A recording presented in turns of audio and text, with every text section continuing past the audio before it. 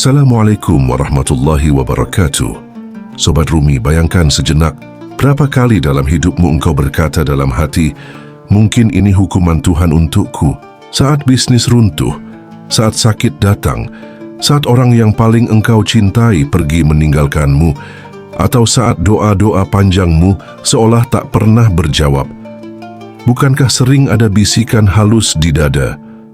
Aku pasti sedang dihukum. Seakan-akan Tuhan berdiri jauh di atas sana, mengamati gerak-gerik kita.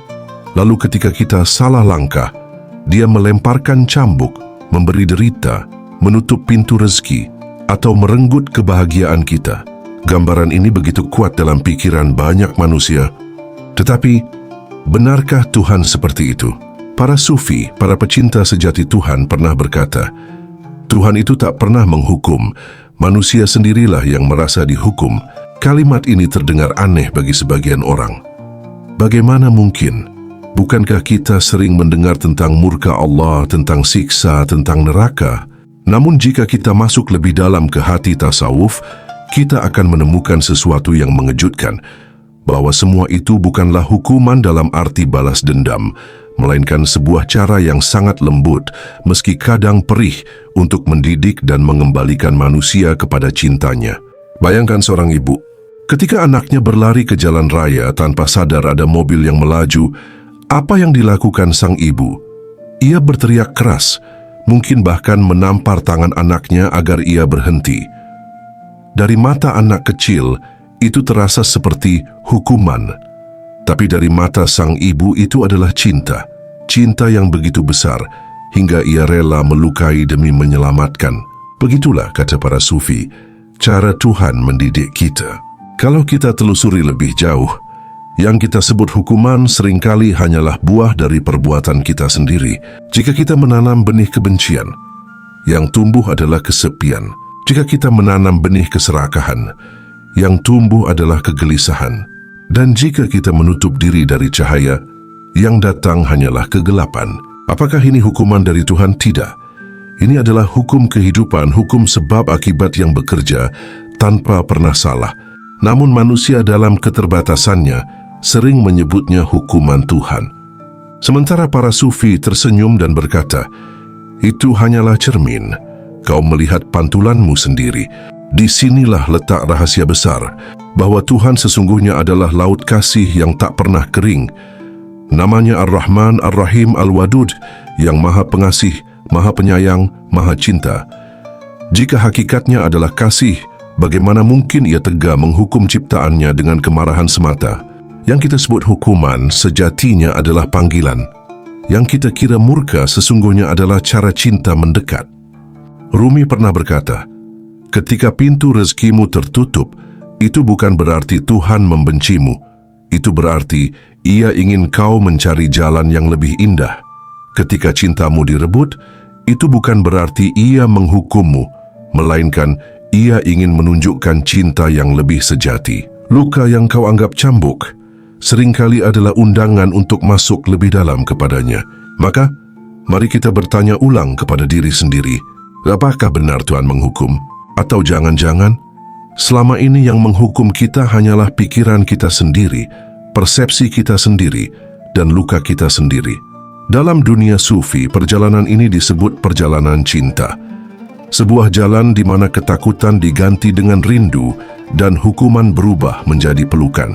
Dan mungkin, hari ini saat engkau mendengarkan kata-kata ini, saat engkau tengah merenung dalam hati yang letih, mungkin Tuhan sedang berbisik, anakku, aku tidak menghukummu, aku hanya memanggilmu pulang. Sebelum kita melangkah lebih dalam, jangan lupa tekan tombol like sebagai tanda dukunganmu. Tulis pendapatmu di kolom komentar karena setiap kata darimu sangat berarti, dan bagikan video ini agar semakin banyak jiwa yang merasakan inspirasi. Dengan begitu kita bisa terus terhubung dan menyalakan cahaya kebijaksanaan bersama. Sobat Rumi, seringkali kita melihat hidup ini seperti sebuah pengadilan. Seakan-akan Tuhan duduk di kursi hakim, sementara kita adalah terdakwa yang menunggu vonis. Jika kita berbuat baik, kita berharap diberi hadiah. Jika kita berbuat salah, kita takut dicambuk dengan hukuman. Namun para sufi berkata, hidup ini bukan pengadilan. Hidup ini adalah ladang. Apa yang engkau tanam, itulah yang akan tumbuh. Bayangkan engkau menanam biji mangga. Beberapa bulan kemudian, pohon mangga itu tumbuh. Ia berbuah manis, memberikan keteduhan, bahkan daunnya pun bisa menjadi obat. Sekarang bayangkan engkau menanam biji beracun. Suatu hari pohonnya juga akan tumbuh. Dan buahnya akan melukai siapapun yang memakannya. Apakah itu hukuman Tuhan?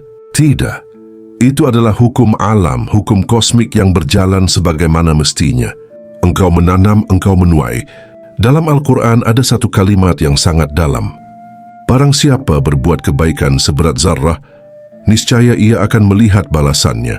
Dan barang siapa berbuat kejahatan seberat zarrah, niscaya ia pun akan melihat balasannya. Ayat ini bukan ancaman, melainkan penjelasan bahwa hidup ini tunduk pada hukum keseimbangan. Para sufi memandang hukum sebab akibat ini sebagai cermin diri. Jika hatimu penuh kasih, dunia di sekitarmu akan terasa lembut. Jika hatimu penuh kebencian, dunia di sekitarmu akan terasa keras. Bukan karena Tuhan menghukum atau menghadiahi, tetapi karena dunia hanyalah memantulkan isi hatimu. Rumi berkata, jangan mengeluh jika dunia ini pahit, karena engkau sendiri yang menaruh racun ke dalam cangkir kehidupanmu. Kata-kata ini mengajarkan kita bahwa penderitaan yang kita sebut hukuman sesungguhnya adalah bayangan dari perbuatan kita sendiri. Bayangkan seseorang yang terus-menerus menipu. Mungkin ia merasa berhasil sekali, 2 kali, bahkan 10 kali. Tetapi perlahan, orang-orang menjauh darinya, kepercayaan hilang, hatinya pun selalu gelisah. Apakah itu hukuman Tuhan? Tidak. Itu adalah buah dari benih yang ia tanam sendiri. Begitu juga dengan kebaikan. Seseorang mungkin menolong dalam diam, bersedekah tanpa ingin dilihat, menabur kasih di jalan-jalan sepi. Sekilas, ia tak mendapatkan apa-apa. Namun perlahan hatinya dipenuhi ketenangan. Hidupnya dipenuhi cahaya. Itu bukan hadiah yang tiba-tiba turun dari langit. Itu adalah hasil dari benih yang ia tanam, dan bumi kehidupan membalasnya dengan indah. Maka jika kita jujur, kita akan melihat bahwa hidup ini bukanlah tempat hukuman, melainkan tempat belajar. Setiap akibat adalah guru, setiap kesakitan adalah cermin, dan setiap kegagalan adalah papan tanda yang menunjukkan jalan mana yang perlu kita perbaiki. Para sufi mengajarkan satu rahasia. Jangan takut pada hukuman, tapi takutlah pada benih yang kau tanam. Karena dari sanalah nasibmu akan tumbuh. Kalau hari ini engkau merasa dunia keras padamu, tanyakanlah pada dirimu, benih apa yang selama ini kau tanam? Kalau engkau merasa hidup terasa kering, mungkin selama ini engkau lupa menyiramnya dengan kasih. Dan kalau engkau merasa terjebak dalam lingkaran sakit dan kecewa, itu bukan cambuk Tuhan. Itu adalah undangan agar engkau menanam sesuatu yang baru. Inilah hukum sebab akibat.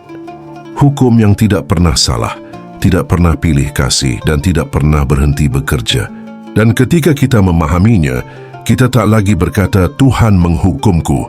Kita akan berkata dengan rendah hati, aku sedang melihat hasil dari benih yang pernah kutanam.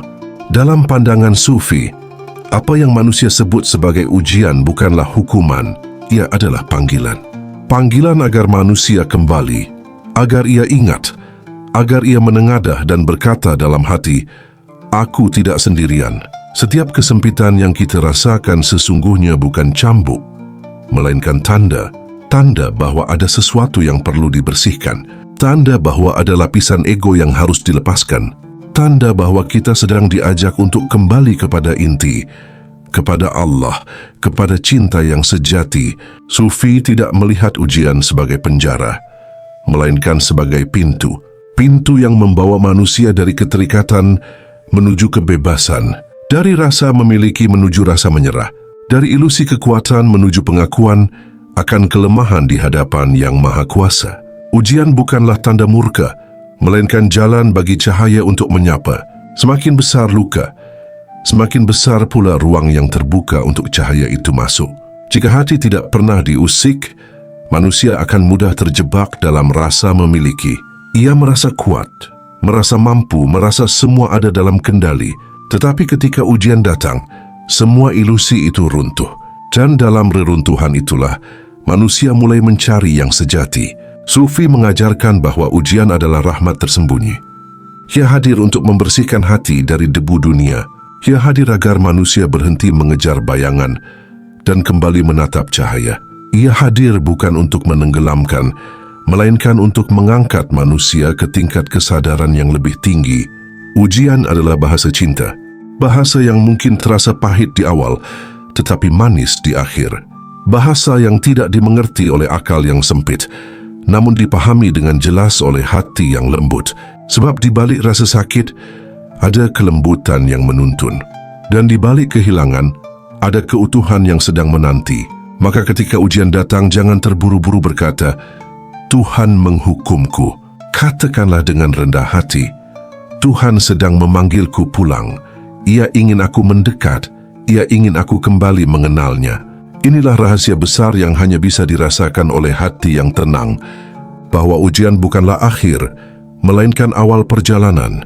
Awal dari sebuah pulang yang lebih dalam, menuju dalam pelukan cinta yang tidak ada satu rahasia yang selalu dipegang erat.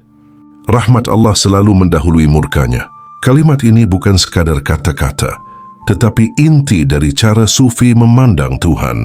Mereka percaya bahwa hakikat Tuhan adalah kasih, kelembutan dan cinta yang tak bertepi. Jika ada murka, itu hanyalah selapis debu tipis di atas lautan rahmat yang luas. Bayangkan samudra yang tak terbatas. Rahmat Allah adalah samudra itu, luas dan dalam tanpa ujung. Sedangkan murka hanyalah riak kecil di permukaan. Riak itu bukan untuk menenggelamkan, melainkan untuk mengguncang kita agar terbangun, agar sadar, agar kembali pada samudra itu sendiri. Itulah sebabnya para sufi tidak pernah menatap Tuhan dengan rasa takut semata. Mereka menatapnya dengan rindu, karena mereka tahu, rahmat selalu lebih dulu menyapa. Bahkan sebelum kita jatuh, kasih-Nya sudah menunggu untuk mengangkat. Bahkan sebelum kita bersalah, ampunannya sudah terbuka. Ketika Al-Quran dibuka, kalimat pertama yang muncul adalah Bismillahirrahmanirrahim. Dengan nama Allah yang Maha Pengasih, Maha Penyayang. Tidak disebut dengan nama Allah yang Maha Menghukum. Itu adalah isyarat halus bahwa cinta adalah wajah pertama yang diperlihatkan Allah kepada hambanya.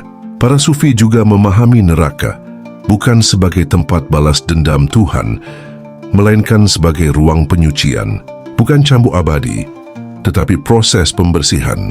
Seperti api yang membersihkan emas dari kotoran, demikianlah neraka memurnikan jiwa dari karat dunia. Hakikatnya tetap rahmat, meski bentuknya terasa keras.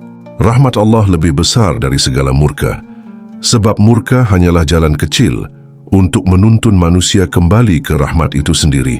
Seperti seorang ayah yang menegur anaknya dengan tegas, bukan karena benci, melainkan karena cinta. Cinta yang tak ingin anaknya tersesat lebih jauh. Itulah mengapa bagi sufi tidak ada ketakutan yang membelenggu dalam beribadah. Yang ada hanyalah cinta yang memanggil dan rindu yang menuntun. Mereka beribadah bukan karena takut neraka, bukan karena ingin surga, tetapi karena ingin tenggelam dalam rahmat-Nya yang tiada akhir. Maka jika kita merasakan getirnya hidup, ingatlah bahwa rahmat selalu lebih besar. Jika kita merasakan beratnya kesalahan, ingatlah bahwa ampunan selalu lebih dekat. Dan jika kita merasa jauh dari Allah, ketahuilah bahwa Dia selalu lebih dekat dari yang kita bayangkan. Dengan rahmat yang tak pernah habis, rahmat mendahului murka. Kasih selalu lebih dulu datang, dan cinta pada akhirnya selalu menang. Pada akhirnya seluruh perjalanan seorang sufi bermuara pada satu kata, yaitu kesadaran. Kesadaran inilah yang membedakan antara orang yang merasa dihukum dengan orang yang merasa dipanggil.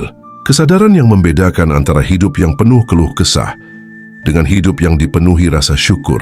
Tanpa kesadaran, manusia mudah terjebak dalam ilusi. Ia melihat setiap kehilangan sebagai hukuman. Ia melihat setiap kegagalan sebagai murka.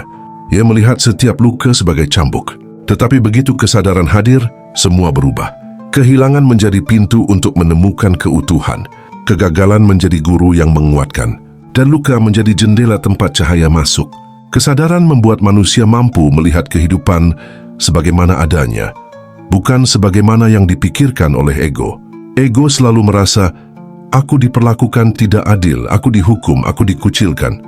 Sementara kesadaran berbisik lembut, ini adalah cara Allah mengingatkanmu, ini adalah panggilan cinta. Sufi mengajarkan, jalan kesadaran adalah jalan menanggalkan ilusi. Ilusi bahwa kita memiliki segalanya, ilusi bahwa kita mampu mengatur segalanya, ilusi bahwa kita bisa hidup tanpa bergantung padanya. Ujian, luka, dan kehilangan seringkali hadir hanya untuk meruntuhkan ilusi itu, agar kita kembali sadar, kembali rendah hati, kembali bersandar pada kasih-Nya. Kesadaran juga berarti mengalihkan pandangan dari rasa takut menuju rasa rindu. Ketika hati masih dipenuhi rasa takut, ibadah menjadi beban, doa menjadi kewajiban, dan hidup menjadi penjara. Tetapi ketika hati dipenuhi kesadaran, semua berubah menjadi kerinduan. Ibadah menjadi perjumpaan, doa menjadi percakapan cinta, dan hidup menjadi perjalanan pulang. Jalan kesadaran bukan jalan yang instan. Ia membutuhkan keberanian untuk jujur pada diri sendiri. Keberanian untuk bertanya, apa yang sedang aku pelajari dari keadaan ini? Apa yang Tuhan ingin aku sadari? Pertanyaan ini membuka ruang di hati, dan disitulah cahaya kesadaran masuk.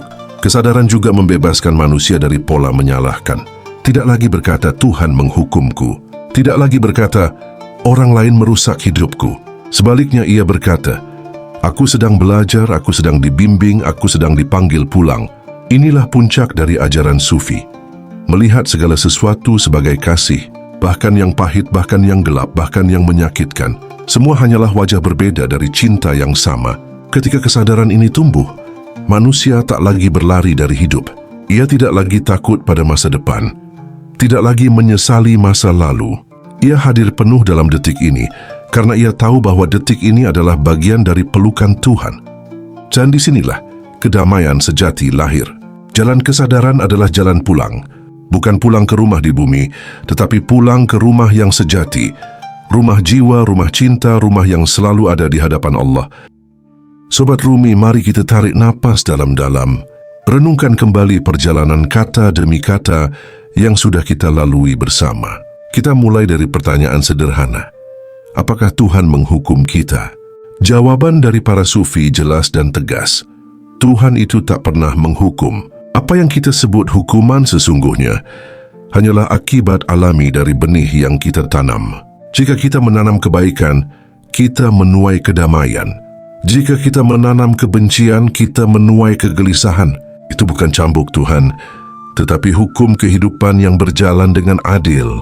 Kita juga belajar bahwa ujian bukanlah cambuk, melainkan panggilan cinta. Ketika luka datang, ketika pintu tertutup, ketika jalan terasa buntu, itu hanyalah undangan agar kita kembali pulang kepadanya. Sebab dalam setiap luka, ada cahaya yang ingin masuk. Dan kita tahu rahmat Allah selalu mendahului murkanya. Kasih-Nya lebih besar dari segala rasa takut kita. Bahkan jika kita jatuh 1000 kali, rahmat itu tetap ada untuk mengangkat kita kembali. Bahkan ketika kita merasa hina, kasih itu tidak pernah meninggalkan. Pada akhirnya, semua perjalanan ini membawa kita pada kesadaran. Kesadaran bahwa hidup bukanlah pengadilan, melainkan ladang untuk belajar. Kesadaran bahwa setiap peristiwa, baik atau buruk, adalah wajah lain dari cinta Tuhan. Kesadaran bahwa tidak ada yang perlu ditakuti selain kehilangan hubungan dengannya. Maka jangan lagi berkata, Tuhan menghukumku. Katakanlah dengan lembut, Tuhan sedang mendidikku, Tuhan sedang memanggilku, Tuhan sedang mengajarkanku tentang cinta. Inilah inti dari pandangan Sufi, bahwa Tuhan adalah samudera kasih tanpa batas, bahwa hidup hanyalah jalan pulang, bahwa ujian, luka, bahkan neraka sekalipun, pada hakikatnya hanyalah proses menuju keutuhan, menuju cinta yang abadi. Sahabatku, jika hari ini engkau sedang merasa terjatuh, janganlah takut. Kalau engkau merasa kehilangan, janganlah berputus asa. Dan kalau engkau merasa hidup ini berat, ingatlah satu hal, Tuhan tidak sedang menghukummu. Ia sedang memelukmu dengan cara yang mungkin belum kau pahami. Maka bukalah hati. Sambut setiap kejadian dengan kesadaran. Jangan melihat dengan mata yang takut, tapi lihatlah dengan hati yang rindu. Karena pada akhirnya, segala sesuatu akan membawamu kembali pada satu tujuan, pulang kepadanya. Dan ketika saat itu tiba, engkau akan tersenyum lalu berkata dalam hati, "Kini aku mengerti. Sejak awal engkau tidak pernah menghukumku. Engkau hanya mencintaiku dengan caramu sendiri." Semoga pembahasan ini bermanfaat dan menjadi awal penyaksian bahwa Tuhan itu tidak pernah menghukum. Wassalamualaikum warahmatullahi wabarakatuh.